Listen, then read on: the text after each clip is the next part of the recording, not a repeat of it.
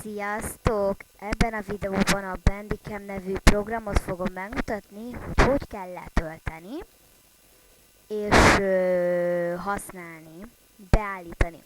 Na, ez a videó alatt ott lesz az infoboxban a linkje.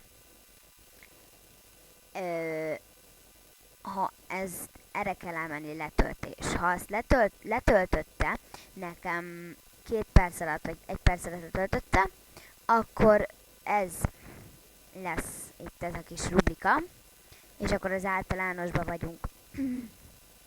És a Bandicam indítás a kisméretben a tálcán, ezt ki kell pipálni, muszáj kipipálni. Videó. Na. Felvétel. Felvételállítás, gyors gomb-pipa. Szüneteltetés, gyors gomb-pipa. Egérkurzor megjelenítése, pipa. Kattintási effektusok hozzáadása nem kötelező. Nekem megvan csinálva. Jaj. Kép. Billentyű.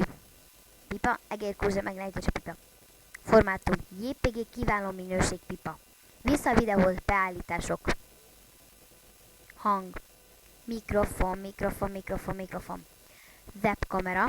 Nincsen, akinek van, az beállítja magának. Logo. Ez itt lehet állítani. Nekem itt van. Itt. Valahol itt, igen. Valahol itt, így. Effektek. Egér, klik, effektus, hozzáadása.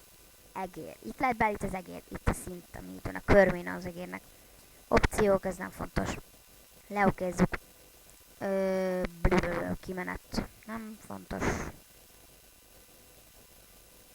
Jó, ennyi is lett volna a videó, ha tetszett, iratkozz fel a csatornámra, szia!